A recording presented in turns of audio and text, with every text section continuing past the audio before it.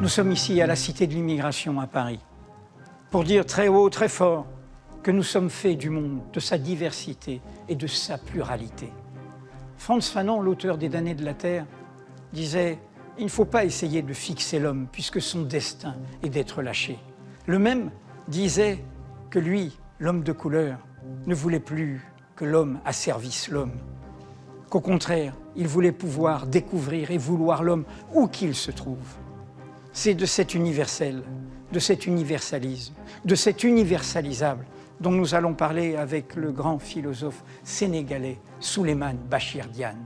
Et si il revenait aux damnés de la Terre, justement, de sauver cet universel que l'Europe et sa projection politique, les États-Unis d'Amérique, l'Occident, ne cessent de se croire propriétaires tout en le reniant, tout en le piétinant.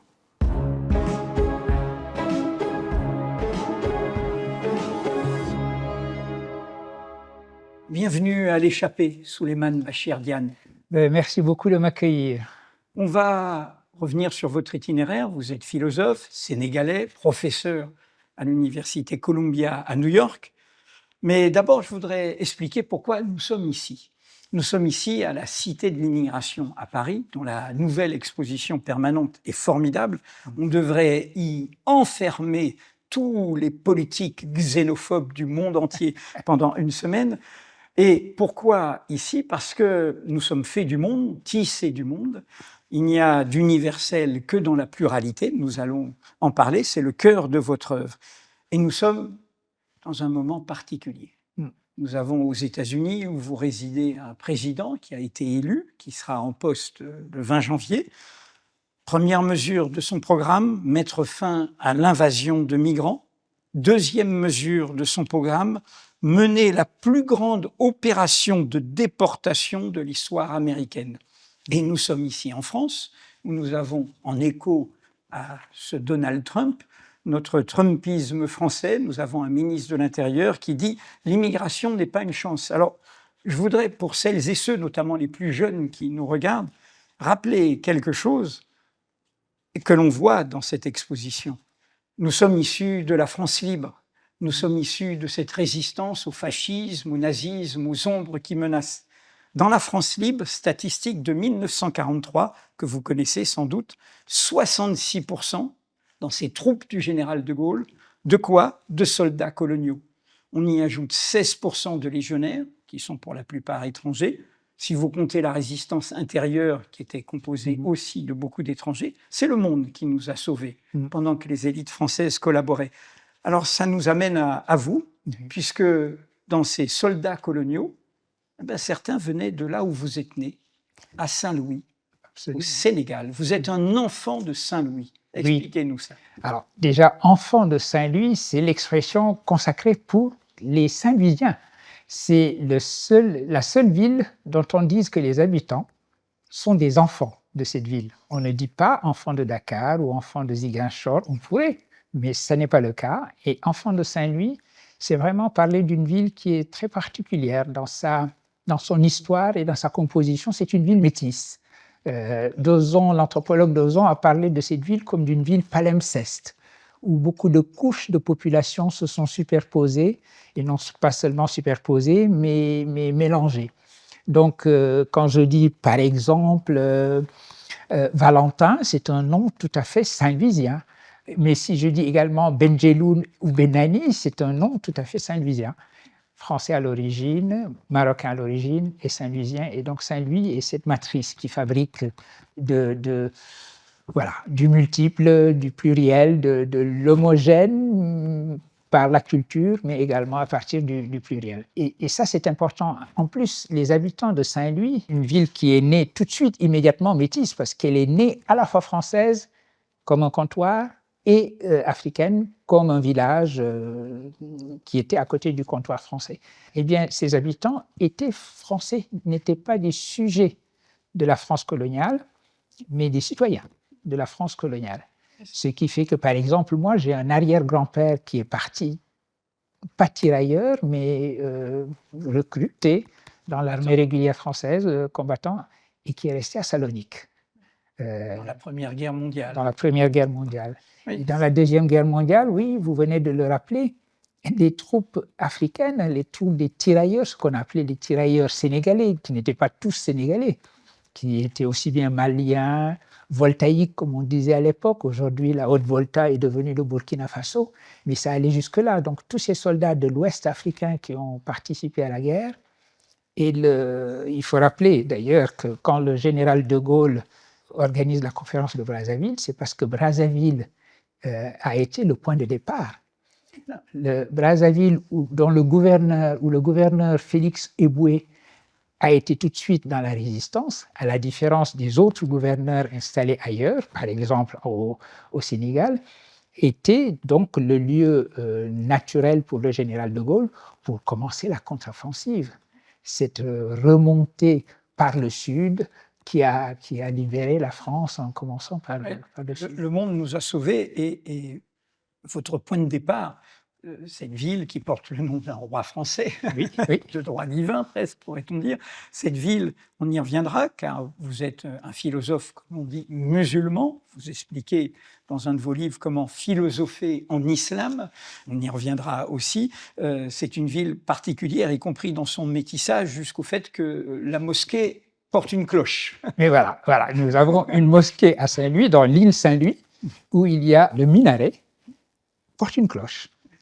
Et symboliquement, c'est très fort. Ça dit véritablement l'identité de cette ville qui est métisse dans sa composition démographique, ethnique, dirions-nous aujourd'hui, et puis également métisse dans les religions qui se sont rencontrées là. Avant de déplier tout cela, quand même, j'ai dit pourquoi nous sommes ici. Comment vous ressentez au plus fort de vous-même, homme de plusieurs mondes, l'Afrique, la France, l'Europe, et évidemment le continent américain maintenant. Comment vous ressentez ce n'est pas simplement des discours xénophobes, le racisme est là, en action, un racisme d'État. Écoutez, je comprends que la grande question de notre temps soit la question des migrations. Nous sommes à une époque de migration. J'imagine que les historiens du futur qui regarderont notre période en parleront comme d'une période de grande migration due à des tas de facteurs. Les guerres sont un facteur très important, la raison pour laquelle il y a eu une migration syrienne importante ces années passées, c'est évidemment tout ce qui se passait au Moyen-Orient. Il y a le facteur climatique, tout cela se combine pour créer une époque où les humains, beaucoup d'humains, effectivement, quittent leur maison. C'est un droit. Ils ont le droit. Ils ont le droit de chercher à vivre mieux, et à échapper au mal. En sécurité, à échapper au malheur et à assurer à leur famille une vie meilleure. Et mettre cela en regard de toutes ces réactions, au sens fort de la réaction contre les migrants, que l'on charge de tous les péchés du monde. On gagne des élections aujourd'hui par la promesse de ce que l'on va faire aux migrants. Au point de parler de déportation. Au point de parler de déportation. Alors, en utilisant des mots qu'on croyait consacrés à d'autres périodes, eh bien, ces mots-là nous reviennent, et ce n'est probablement pas un hasard si nous recyclons tant de mots qui ont connu une bonne fortune dans les années 30. On veut déporter, et ça devient un programme politique, les migrants. Mettons cela en regard d'un titre d'un auteur que vous et moi aimons beaucoup, qui est Patrick Chamoiseau, « Frère migrant ». Le migrant n'est plus un frère. Il est devenu le diable en personne. Dans ses discours politiques. Dans ses discours politiques, et aussi bien de l'autre côté de l'Atlantique que de ce côté-ci de l'Atlantique, on trouve en effet des partis dont le seul programme, au bout du compte, si on y réfléchit, est celui-là, qui voit tout sous l'angle de la migration, alors que si on regarde les chiffres, si on analyse les choses scientifiquement, on a un tout autre visage que celui qu'il nous présente du danger que représenterait la submersion des vagues de migration. Alors on va chercher ce chemin de fraternité ensemble et d'abord déplier votre parcours. j'ai rappelé en introduction de présentation de cette émission, cette phrase de Frantz Fanon, il ne faut pas essayer de fixer l'homme puisque son destin est d'être lâché. Ça correspond bien à votre itinéraire. D'ailleurs, vous reprenez à Victor Hugo une phrase « Mon nom est Légion ». Alors, né à Saint-Louis, grandi à Ziguinchor, Saint-Louis est au nord, Ziguinchor est tout au sud, c'est la Casamance, les études à Dakar, Paris, l'école normale supérieure, l'agrégation de philosophie, 20 ans d'université ensuite chez Anta Diop à Dakar, puis ensuite l'université Northwest Town dans la banlieue de Chicago. À Chicago. Et puis, depuis maintenant 2008, vous êtes à Columbia, où vous avez dirigé ces dernières années, jusqu'à cette année, le département, l'Institut of African Studies de cette université. Quel est, en quelques mots, au fond, vous l'avez raconté hein, dans des livres qui sont Ubuntu tout récemment, ou Le fagot de ma mémoire, quel est le fil conducteur de ce chemin de vie? Écoutez, alors, le fil conducteur, on le reconstitue toujours a posteriori, parce que j'ai le sentiment d'avoir suivi les événements, d'avoir, au fond, été conduit plus que je n'ai moi-même conduit ce chemin qui a été le mien, plus que je ne l'ai tracé. Et puis, quand je regarde, je me rends compte qu'en effet, il y a là un fil conducteur qui est, d'une certaine façon, la continuation de cette culture cosmopolite et cette culture ouverte, cette culture des identités multiples qui me vient à la fois de ma ville de Saint-Louis et de la manière dont cette culture de la ville de Saint-Louis m'a été transmise par l'éducation de mes parents. J'ai eu des parents mobiles, fonctionnaires qui ont suivi des affectations différentes, et c'est le destin qui a été également le mien. La poursuite du savoir, c'est une expression un petit peu grandiose, grandiloquente peut-être, mais au fond, c'est tout ce qui m'a toujours conduit. Je suis venu en France parce que je voulais faire les études les meilleures possibles, aller en classe préparatoire. J'ai eu la chance d'entrer à l'école normale par la suite. J'ai quand même voulu, à ce moment-là, non pas rester en France, mais rentrer chez moi. Je me disais qu'un normalien agrégé de plus, en France, ça ne faisait pas une grande différence. Chez moi, au Sénégal, ça pouvait faire une différence. Il y avait des choses que je voulais créer à l'université de Dakar. Vous avez rappelé que j'ai enseigné à l'université de Dakar pendant 20 ans. Si je n'avais pas fait 2 fois 10 ans, je ne serais jamais parti. Et la raison pour laquelle je dis au lieu de 20 ans, 2 fois 10 ans, c'est que quand on partait du Sénégal avec une bourse pour faire ses études supérieures, on signait un document qui s'appelait engagement décennal. On s'engageait à travailler ensuite pour son pays pendant 10 ans. Rendre sa dette quelque part. Rendre sa dette quelque part. Et au bout de 20 ans, j'ai pu penser que je pouvais désormais continuer à servir au fond le Sénégal et servir la philosophie sénégalaise dans des conditions où mon travail serait facilité. Et c'est vrai qu'aux États-Unis, j'ai trouvé des conditions fantastiques pour avancer dans ce travail.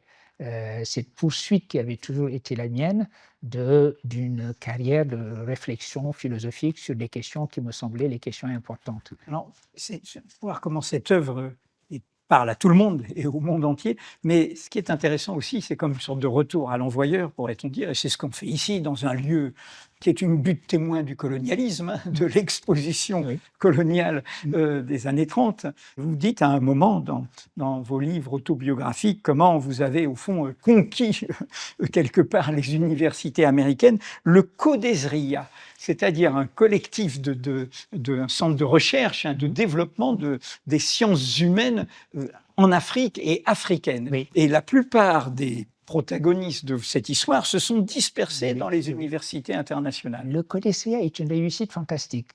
Alors, cet acronyme qui est devenu un nom signifie le Conseil pour le développement de la recherche en sciences sociales en Afrique, l'acronyme anglais plutôt. Oui. Et le CODESRIA est cette organisation panafricaine créée par des intellectuels qui se sont retrouvés au Sénégal, la plupart du temps exilés, parce que persécutés dans leur propre pays où il n'y avait pas de démocratie. Alors, ça est la création de Samir Amin. économiste bien connu, penseur Du tiers-monde, tiers-monde, de la dette, de tout ça. Il la dette, anticipait les altermondialistes, pourrait-on dire. exactement. Et donc, il crée le Codes RIA et beaucoup d'intellectuels africains qui ne pouvaient pas rentrer chez eux. Par exemple, celui qui a été secrétaire exécutif pendant longtemps, magnifique économiste, Tandika Kandawire, qui venait du Malawi. Et le Sénégal, et c'est tout à l'honneur du président Senghor, leur a offert l'asile et leur a permis de s'installer en leur donnant statut diplomatique. Senghor, évidemment, connaissait l'opposition de beaucoup d'intellectuels de gauche à son égard, mais il avait un respect pour la chose intellectuelle, pour les intellectuels de manière générale. Il a tenu à donner au Codes RIA ce statut qui a fait que le Codes RIA a été un lieu de rayonnement et une réussite panafricaine absolument extraordinaire, réunissant pratiquement tous les intellectuels africains, du Cap jusqu'au Caire, et étant ce laboratoire d'idées. Et en effet, quand j'ai commencé à enseigner à Columbia, nous nous sommes retrouvés 4 anciens du Codes RIA, là. Mahmoud Mamdani, intellectuel ougandais, Mamadou Diouf, mon compatriote et ami historien, Ousmane Khan, un autre Sénégalais également, professeur de sciences politiques, et puis moi-même.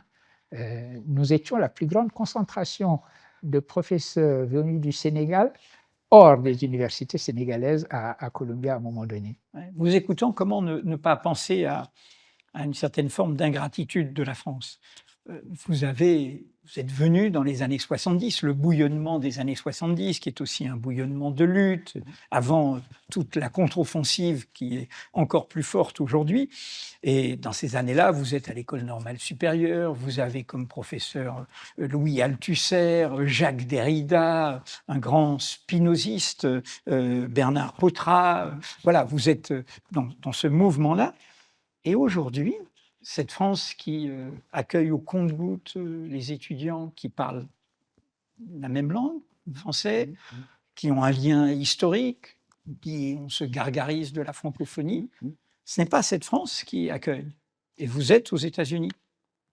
Oui, écoutez, j'ai participé il y a juste quelques 2 semaines, 3 semaines peut-être, au Festival de la francophonie. C'était le sommet de la francophonie il y a quelques semaines en France, et le Festival de la francophonie où nous avons célébré le fait que nous avons la même langue en partage et que ceci devrait nous réunir. Et alors, il faut penser à l'idée d'une science en langue française, une circulation de tous les chercheurs, de tous ceux qui font de la francophonie, l'espace d'une littérature riche, d'une recherche importante également. Et cela suppose en effet la possibilité de voyager librement dans cet espace-là et de ne pas se heurter à toutes ces frontières qui ont été hérissées. Vous êtes diplomatique, là. Vous l'avez dit un peu franchement aux autorités politiques françaises. Écoutez, les autorités politiques françaises, et même au plus haut niveau, me font l'amitié de m'écouter sur un certain nombre de sujets, en effet. Vous n'allez pas vous fâcher avec elles, c'est ça? Non, et puis dans les conversations que nous avons, ces autorités reconnaissent qu'en effet, il y a là une difficulté majeure, une tension entre vouloir un espace francophone véritable et avoir M. Retailleau, ministère de l'Intérieur, c'est moi qui le dis. Voilà, bon, il n'était pas encore ministre de l'Intérieur quand je suis venu pour la francophonie, mais c'est vrai qu'il y a quelque chose d'un peu inquiétant et d'assez ahurissant même parfois quand on entend un discours comme celui que Monsieur le ministre peut prononcer. Alors, on va venir au fond, ce qui est au cœur de votre œuvre et que résume ce livre-ci, qui vient de sortir chez Albin Michel, Universalisé, et qu'on peut compléter par ces lectures où vous retracez votre itinéraire avec une collègue, la Françoise Blum, c'est formidable, qui elle-même est spécialiste des combats sur l'Afrique, des révolutions africaines, qui est une condisciple d'ailleurs, vous étiez ensemble voilà, Ubuntu. On va revenir sur ce mot Ubuntu, et je l'ai dit tout à l'heure, le fagot de ma mémoire. Universalisé. Et d'ailleurs, vous allez développer ça dans des conférences au musée du Louvre, vous avez une chaire, hein, où vous allez parler au fond de qu'est-ce que c'est que les universels, les universels. Alors, expliquez, au fond, ce que vous défendez, c'est cette idée que, contrairement à ce que prétend l'Occident, l'Europe, il n'y a pas un universel dont l'Occident, l'Europe seraient propriétaires. Il n'y a, pour le dire très simplement, que de l'universalisable, que ce que nous allons échanger en créant de l'universel par notre échange, ce que vous appelez, et c'est un penseur trop oublié, le philosophe Maurice Merleau-Ponty, l'universel latéral. Mais oui, quand je suis tombé sur cette expression universelle latérale de Maurice Merleau-Ponty, j'ai eu le sentiment d'avoir rencontré le concept à la recherche duquel j'avais été. Parce qu'il y a évidemment l'exigence, on va dire décoloniale, pour utiliser un mot qui fâche, l'exigence décoloniale de lutter contre une forme d'exceptionnalisme européen qui consiste à penser que l'Europe est tout naturellement la province du monde qui a reçu l'universel de droit naturel, si je puis dire, et qui a, avec cet universel, reçu la mission d'éduquer le reste du monde à l'universel. De le dominer, de le piller, voilà. S'il le faut. Cet universalisme-là, évidemment, est un universalisme impérial. En revanche, est-ce qu'il s'agit de tomber dans le relativisme et de faire du monde une juxtaposition de particularisme et d'identité qui ne communiquent pas non plus? Eh bien, l'universel latéral, l'idée que des cultures côte à côte, sur un même plan d'immanence, par conséquent, il n'y a pas cette dimension de verticalité ou de centralité d'une province particulière du monde, doivent conspirer ensemble, être ensemble pour fabriquer de l'universel, constituer de l'universel, élaborer ensemble une politique d'humanité dont nous avons tant besoin aujourd'hui. Nous avons besoin d'être une seule et même humanité, cette humanité dont Jaurès pensait qu'elle était le premier universel et qu'elle devait être la finalité de toute action politique véritablement. Eh bien, cela doit se passer dans l'horizontalité, dans la latéralité. Et donc, un universel latéral, c'est cet universel que dans des négociations difficiles, dans des traductions qui rencontrent toujours de l'intraduisible, nous devons élaborer ensemble. Et pour cela, j'ai trouvé que je les ai placés au centre de mon travail, de ce livre, deux citations importantes. L'une de Alioune Diop, fondateur de la revue et de la maison d'édition Présence africaine, qui disait en 1959, dans un congrès très important des artistes. Deuxième congrès des artistes et écrivains noirs à Rome. Voilà, à Rome. Il avait mis pratiquement en épigraphe cette phrase « décoloniser pour universaliser », en disant « il est important que tous soient présents dans l'œuvre créatrice d'humanité ». Ça m'a semblé lumineux. Si j'ai bien lu, disait même désoccidentaliser. Désoccidentaliser. Pas seulement décoloniser, voilà. Désoccidentaliser, c'est-à-dire se libérer de cette idée d'un Occident référent de l'universel pour arriver à trouver un chemin de l'universel. Et c'était le chemin de l'universel. Et il utilise le verbe universaliser, c'est-à-dire c'est une action. L'universel devient une pratique d'universalisation et une pratique commune d'universalisation. Et ça, ceci était très important pour au moins deux raisons. D'abord, montrer que la décolonisation n'est pas une sorte de victoire des particularismes. Non, que ceux qui décolonisaient le faisaient au nom d'un véritable universel. Un universel qui serait l'affaire de tous et où tous seraient présents. Il y a une citation quasi identique de Senghor qui dit qu'il est important aussi que cette fois, dit Senghor, tous soient présents. Que ce soit l'élaboration, une civilisation de l'universel qui serait l'élaboration de tous, et il importe, disait Senghor, que cette fois, tous soient présents. Être tous présents ensemble. Dans ce travail d'universalisation, me semblait être la meilleure manière de réaliser ce latéralisme de l'universel dont parlait Maurice Merleau-Ponty.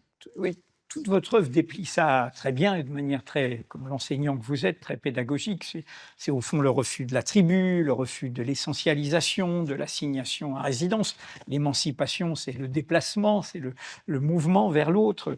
Je change échangeant avec l'autre sans me perdre pourtant ni me dénaturer. C'est d'Édouard Glissant que vous connaissez et que nous partageons. C'est le refus des centrismes. Et en même temps, nous partageons cela, et c'est pour ça que j'ai voulu commencer cette échappée avec vous, comme une lueur d'espérance.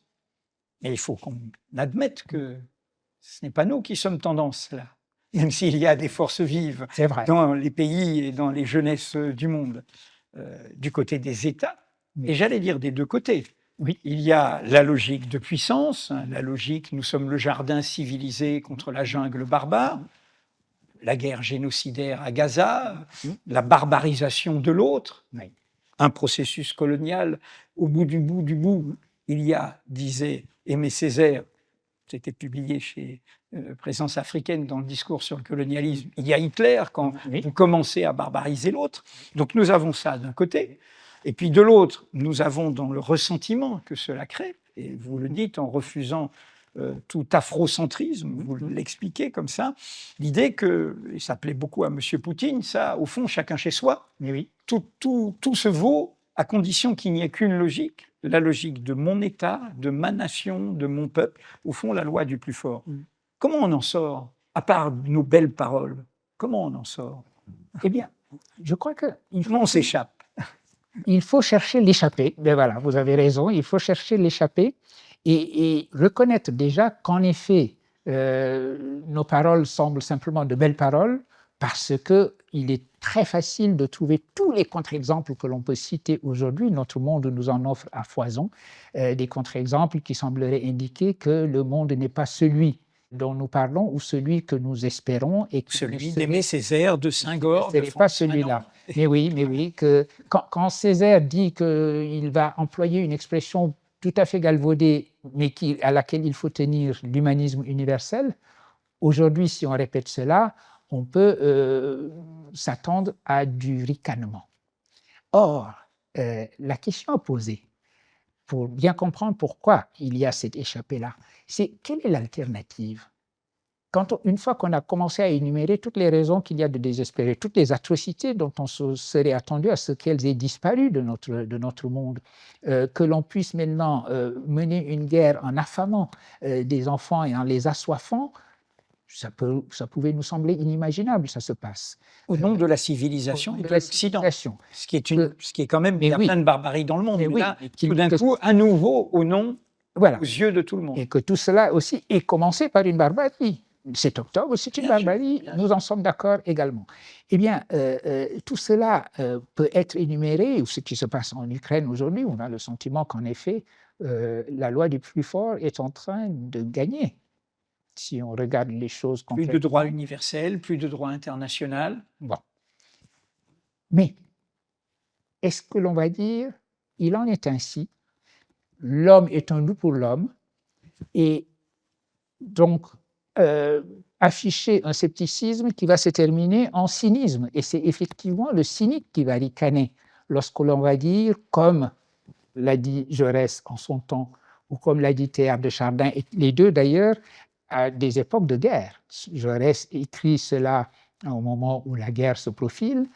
Théard de Chardin parle... 45, c'est en 45 le texte de Théard de Chardin, son texte est en 45, et tous reconnaissent que nous sommes dans des moments extrêmement sombre où l'humanité est en lambeaux, c'est une fragmentation. Et Jaurès dit, le but c'est l'humanité. Notre but, c'est le titre de son éditorial pour le journal qu'il venait de créer, c'est l'humanité. Et donc s'assigner ce but-là et dire que ce but est non pas un rêve pieux ou une manière d'essayer d'enfoncer la tête dans le sable et de faire comme si le monde était plus rose que ce qu'il est, mais c'est un appel à l'action. C'est un appel à l'action.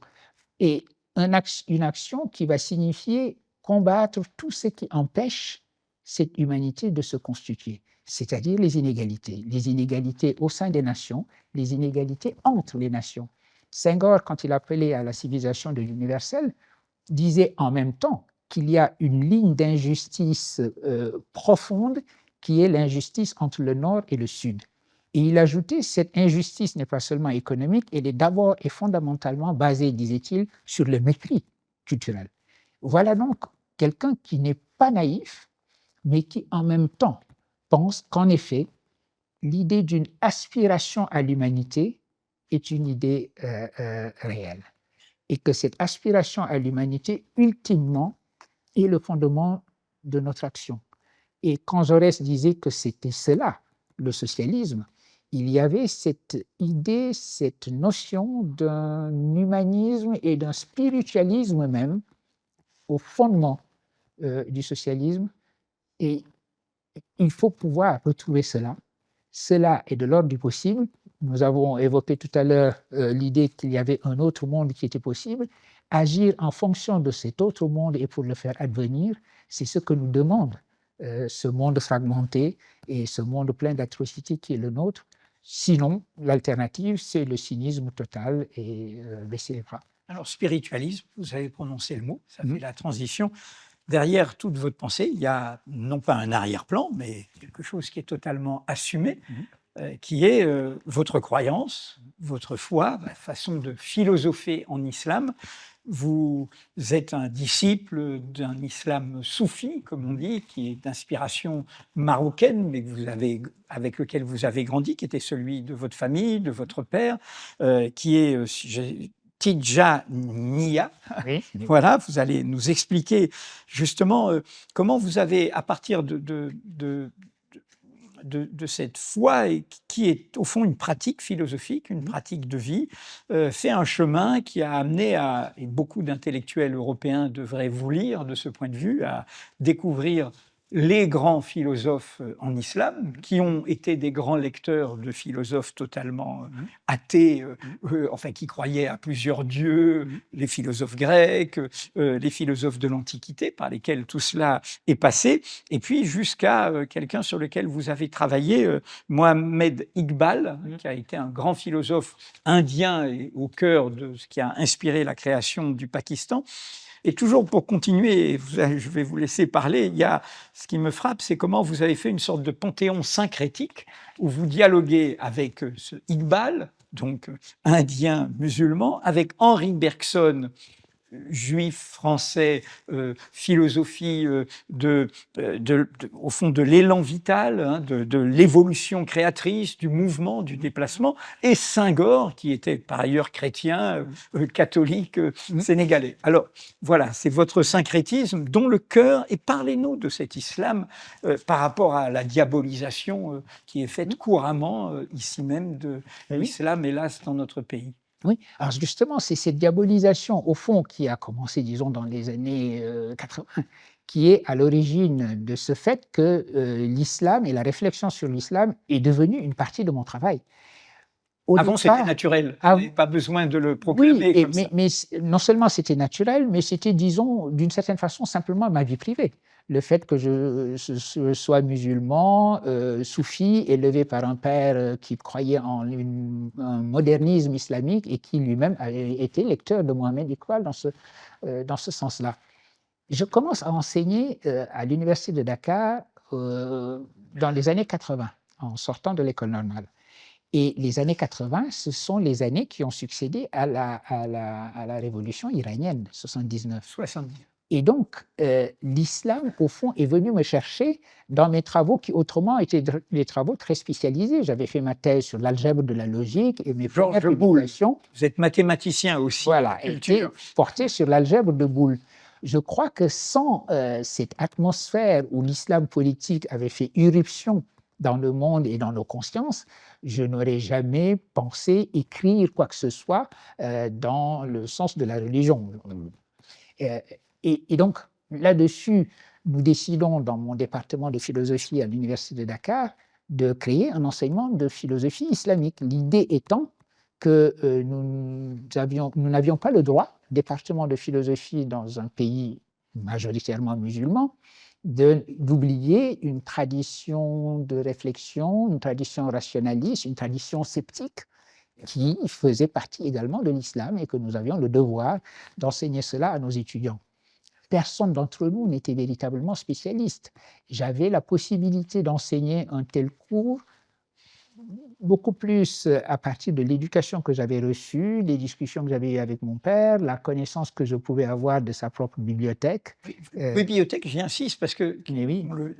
nous le racontez, votre père à la fois était ce musulman philosophe, Oui, oui. Qui par ailleurs était employé des postes. Voilà, c'était Voilà. cela son métier. Voilà, c'était son métier, et qui était une sorte de sage, pourrait-on dire, dans sa communauté. Et en même temps, il lisait de sacrés mécréants, parce qu'il lisait Jean-Paul Sartre, Ben oui. il lisait Albert Camus, Oui. il lisait toute la philosophie existentialiste du moment. Et voilà, mais voilà, effectivement, et il me faisait lire tous ces auteurs-là aussi. Eh bien, ceci m'a permis de tenir cette position qui avait été décidée par mes collègues et amis du département de philosophie de l'Université de Dakar.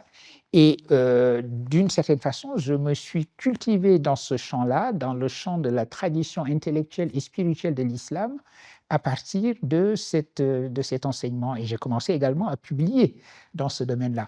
Voilà en quelque sorte comment ce qui jusque-là avait été ma vie privée à côté de mon travail philosophique plus technique en logique et en philosophie analytique est devenu aussi un aspect de ma réflexion, et je m'en suis bien porté finalement, parce qu'en effet, ceci m'a mené à la lecture de Mohamed Iqbal, très important auteur, qui a pensé véritablement une modernité islamique qui n'est pas l'imitation, l'adaptation à la modernité, mais simplement la possibilité pour l'islam de sortir de sa propre pétrification pour retrouver son principe de mouvement. L'idée, si vous voulez, qui est la sienne, est que la religion est une religion dynamique, elle est en mouvement. Et la religion dynamique, c'est personne. C'est là où vous faites dialoguer avec personne. L'élan vital travaille le monde. La cosmologie n'est pas une cosmologie statique, c'est une cosmologie émergente. La vie, c'est du nouveau permanent.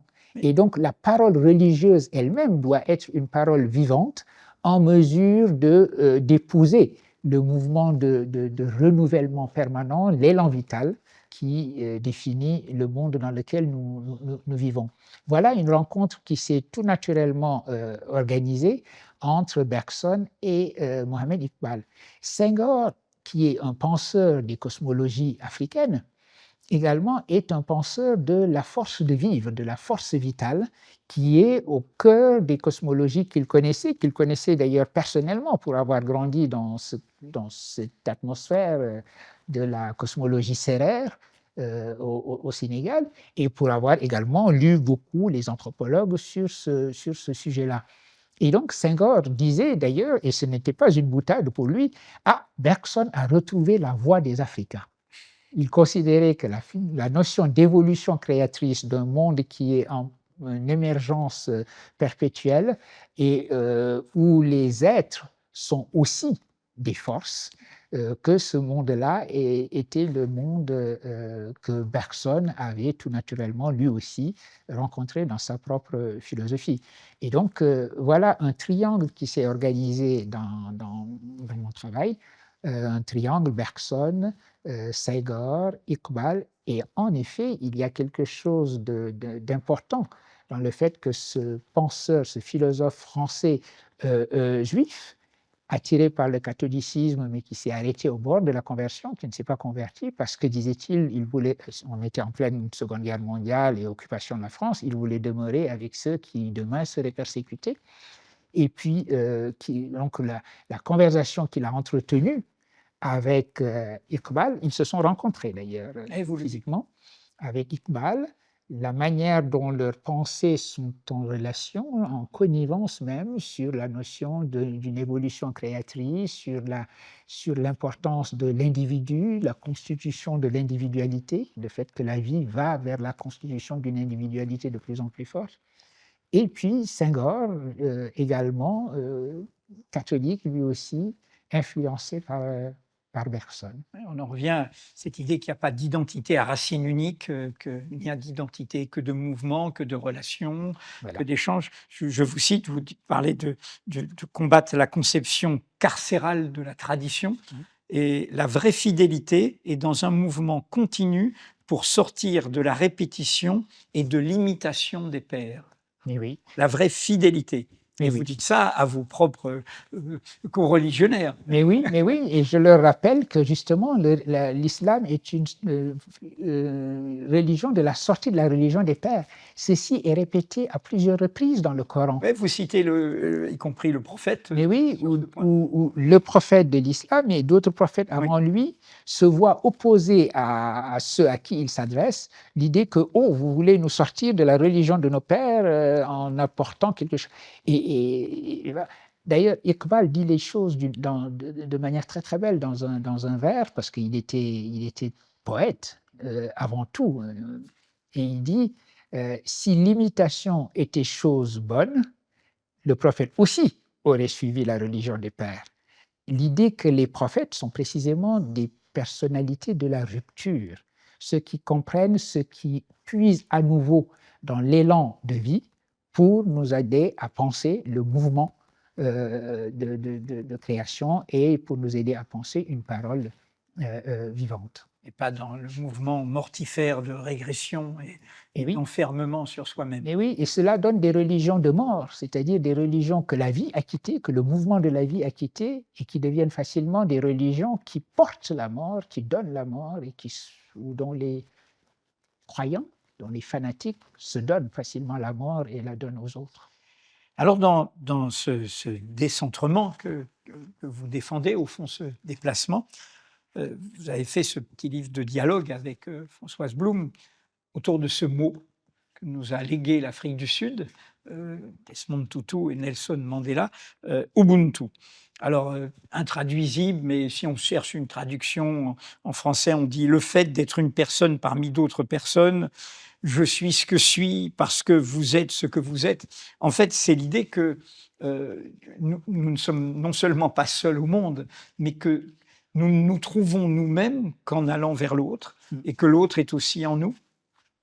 Oui, et d'abord, à propos de ce petit livre, effectivement, d'entretien. Il est petit par taille, hein, il n'est oui, pas non, mais je sais bien, non, mais il est dans le format de c'est ce que j'ai bien de cette collection du CNRS. Collection du CNRS, de l'HES. De la HES, oui. Et lorsque cela m'a été proposé, tout naturellement, je me suis tourné vers mon amie Françoise Blum, qui est une amie de vieille date, vous l'avez indiqué tout à l'heure, et qui est l'historienne des mouvements sociaux, des mouvements révolutionnaires, en particulier du socialisme africain. Et donc, notre conversation a porté sur, évidemment, des aspects de ma trajectoire qu'elle connaît bien, mon travail qu'elle connaît également très bien, et l'importance que ce mot Ubuntu, ce mot des langues bantou, Ubuntu, a prise dans ma réflexion, a été au centre, évidemment, des questions qu'elle m'a posées, et c'est devenu le titre de ce texte d'entretien.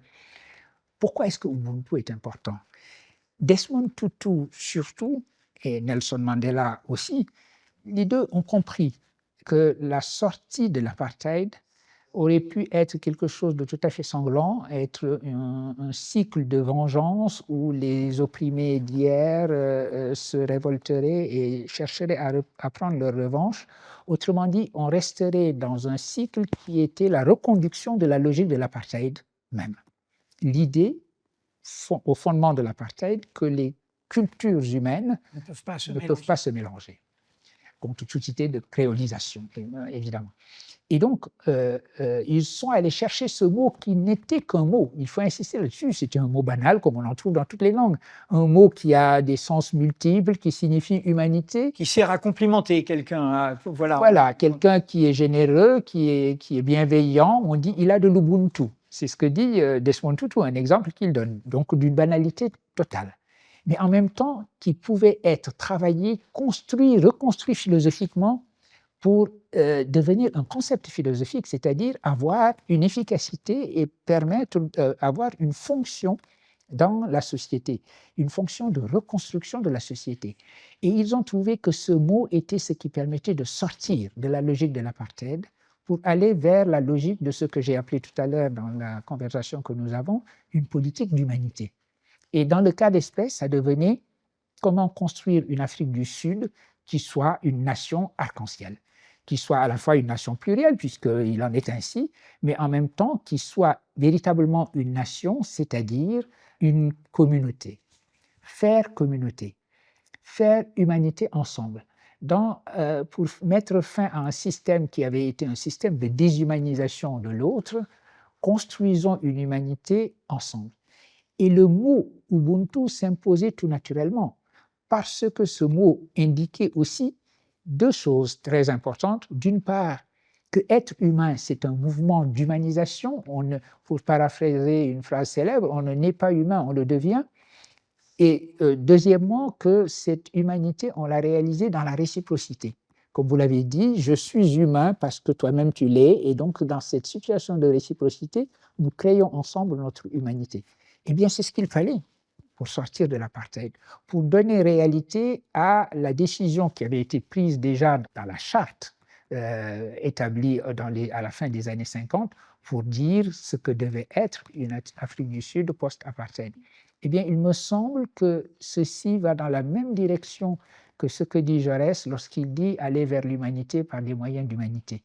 L'idée, donc, que vers cet universel-là, qui est l'universel humain, nous devons aller ensemble. Et avec une idée supplémentaire dans ce saut de conscience que font ces dirigeants de l'ANC, qui est d'ailleurs mis en scène de manière hollywoodienne dans le film sur le mondial de rugby, Oui. Invictus, où on voit, on dit que ces gardes du corps peuvent être afrikaners, et avec les anciens militants de l'ANC. C'est cette idée que quand on est du côté de l'égalité des droits, de l'émancipation, de cette élévation, de cet horizon d'humanité, eh bien, on ne se libère pas soi seul. Oui. On a la charge aussi de libérer l'oppresseur. Exactement. De libérer celui qui est enfermé dans l'oppression dont il profite. Exactement. Et c'est en cela que c'est un mot de réconciliation. Non pas qu'il s'agisse de chanter ensemble la bienveillance universelle. Naïvement, oui. Naïvement. Mais justement dire, il y a là un enfermement qui est un enfermement de tous les deux. Et que nous avons tous ensemble à nous libérer de l'apartheid. Et ça, c'est ce qui était effectivement le message porté. Vous l'avez dit, il y a un exemple d'ailleurs frappant, un exemple individuel assez émouvant. L'amitié qui s'est développée entre Nelson Mandela et son geôlier. Oui. Le geôlier était le symbole même effectivement, de l'autre, du blanc qui surveillait donc le prisonnier noir qui était là présent lorsqu'il recevait Winnie Mandela. Il y avait 1000 occasions de l'humilier dans des situations comme celle-là. Et cet homme a développé avec Mandela une amitié qui a été extraordinaire et jusqu'à la fin de sa vie, Mandela a toujours tenu à ce que son ancien geôlier soit à côté de lui pour des... Et voilà ce que cela pouvait signifier, se libérer tous les deux d'un système qui nous opprime au fond, et qui fait croire à une maîtrise là où il n'y a finalement qu'enfermement dans une logique suicidaire. Une logique suicidaire. Préfaçant Ubuntu, Barbara Cassin, collègue philosophe qui est à l'Académie française, parle de vous en disant que vous avez le sens de la mesure.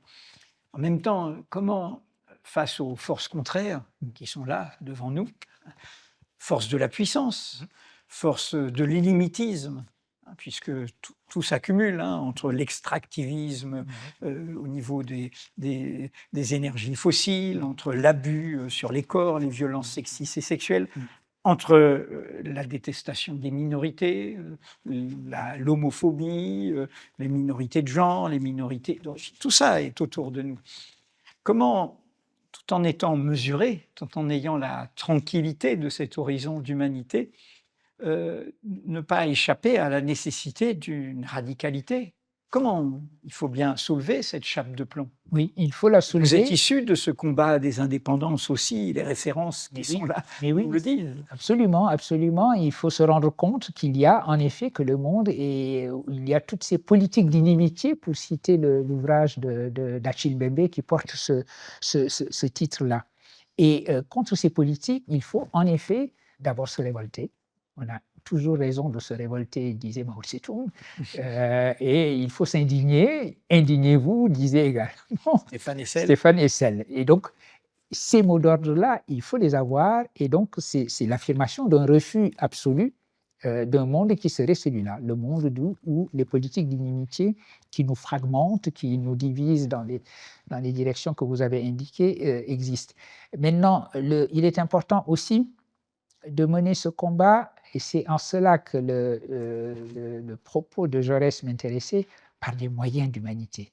Ce que Barbara appelle mon équanimité, etc., c'est l'idée qu'il faut toujours veiller à ce que les moyens ressemblent à la fin. La fin ne justifie pas les moyens. Voilà. Ce sont les moyens qui déterminent. Exactement, exactement. Et ces moyens, donc, doivent ressembler à la fin qui est poursuivie. Et c'est en cela que, me semble-t-il, ce combat doit être mené avec à la fois la fermeté nécessaire, mais avec également cette équanimité et cette manière de penser que la bienveillance pour agir. Et c'est, encore une fois, pour revenir à l'exemple de Nelson Mandela, que je médite souvent, son passage de la lutte armée, donc par tous les moyens nécessaires, à son grandisme, cette espèce de non-violence qui a été la sienne et qui a été victorieuse au bout du compte. Lequel Gandhi a aussi grandi professionnellement à un moment en Afrique du Sud. Oui. Hein, l'Europe qui aujourd'hui se barricade oublie tous ces déplacements et tout ce dont nous venons de parler. Les moyens d'humanité, et ce sera peut-être ma dernière question, au fond, font penser que s'il s'agit de trouver un horizon d'espérance dans nos inquiétudes, au fond, c'est l'idée que le monde que nous combattons, c'est un monde qui ne s'empêche de rien, qui, lui, ne s'empêche de rien, qui n'a pas de précaution. Non. Et c'est la brutalité de ce à quoi on s'oppose est extraordinaire. On a l'impression qu'en effet, il n'y a aucun frein. Quand, par exemple, des forces de la droite la plus extrême bousculent la démocratie, elles essayent de voir en quoi cela leur résiste pour contourner la démocratie. Et donc, on ne s'interdit rien. On le voit avec Trump est la personnification même de celui qui ne s'interdit rien et qui essaye de voir comment faire en sorte de jouer sa propre partition, y compris contre la Constitution américaine, s'il le faut. Mais il est vrai qu'en effet, ceux qui sont plutôt du côté qu'on va appeler de la gauche, pour parler vite, à la différence de ce brutalisme que l'on voit dans la droite, ont tendance à, en effet, essayer de voir les deux côtés des choses et être plus circonspect dans les moyens à employer. Mais c'est tout à leur honneur. C'est tout à leur honneur de ne pas faire du brutalisme une politique. J'avais dit que c'était ma dernière question, mais en vous écoutant, je vous relance, parce que, bien sûr, que vous dites c'est tout à leur honneur, à l'image de votre propos. Mais est-ce qu'on ne peut pas regarder l'échec de la gauche démocrate américaine sur le fait qu'elle n'a pas été dans la précaution concernant Gaza, concernant le soutien à un pouvoir d'extrême droite, potentiellement génocidaire, crime contre l'humanité, tout ça est sous nos yeux. Vraiment une entreprise de destruction de la Palestine, l'armement, le double standard, tous les peuples du monde voient ça.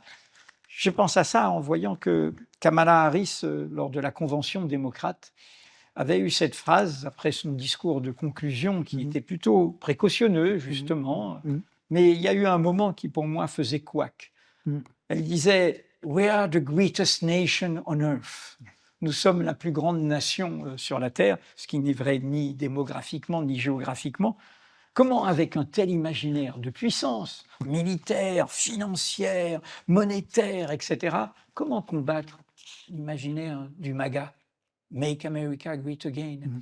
Est-ce que, au fond, les gauches, vous avez beaucoup cité Jaurès, est-ce que les gauches responsables, réformistes, social-démocrates, ne sont pas comptables du fait qu'elles ont épousé ces logiques de puissance, qu'elles ont laissé la place à ces logiques de puissance? Ben oui, elles ont laissé la place, elles ont même emprunté le langage. Et c'est ce qui est au fond impardonnable. Lorsque nous avons commencé notre conversation parce que nous sommes accueillis en ce lieu magnifique sur l'immigration. On prend le discours de l'immigration aujourd'hui, on a l'impression qu'il est partagé aussi par la gauche, qui trouve plus expédient peut-être d'essayer de concurrencer la droite sur son terrain en croyant que c'est un propos gagnant que de transformer les immigrés en bouc émissaire. De la même manière, en effet, Kamala Harris a été très précautionneuse sur sa condamnation des atrocités à Gaza. Vous avez raison. Elle dit en effet, et Joe Biden a dit la même chose, que le nombre de victimes, et des victimes souvent parmi les plus vulnérables, les enfants, était insoutenable.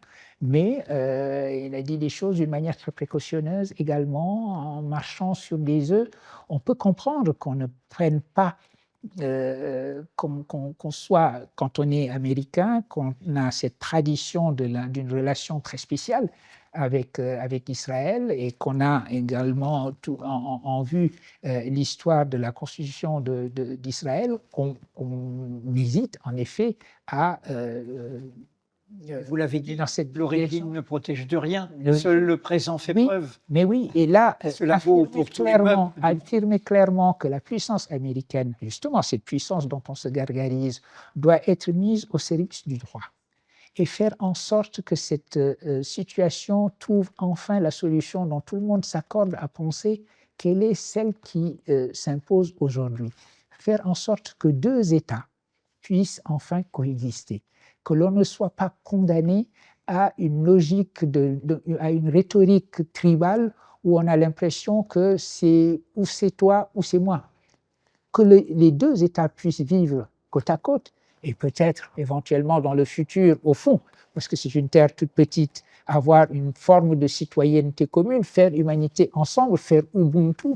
Ceci doit être la solution vers laquelle la communauté internationale doit s'orienter. Et l'Amérique, si elle a la puissance qu'elle dit, doit pouvoir aller conduire dans cette direction-là, parce que par la force des choses, elle est véritablement la puissance qui est en mesure d'imposer une solution comme celle-là.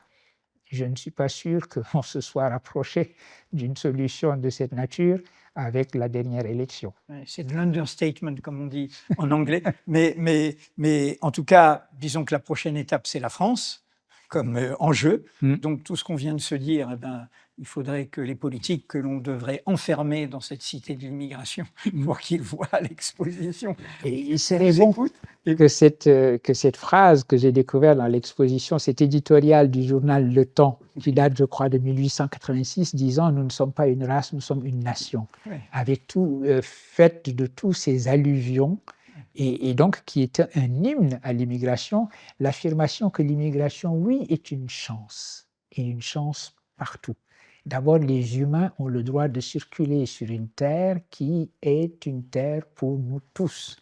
La terre n'est qu'un seul pays, disent les Bahaïs, et tous les hommes en sont les citoyens.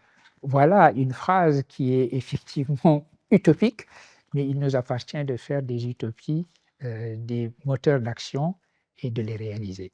Bahaï que vous avez découvert avec un de vos condisciples pensionnaires à Louis le Grand. Mais voilà. Mais ça, il faut que vous lisiez tous ces livres, donc Ubuntu, le fagot de la mémoire universalisé, et comment philosopher en islam, je les montre, et de langue à langue, on n'a pas eu le temps d'en parler, parce que vous travaillez même avec une sorte de dictionnaire sur tout ce qu'ont en commun d'intraduisible dans tous les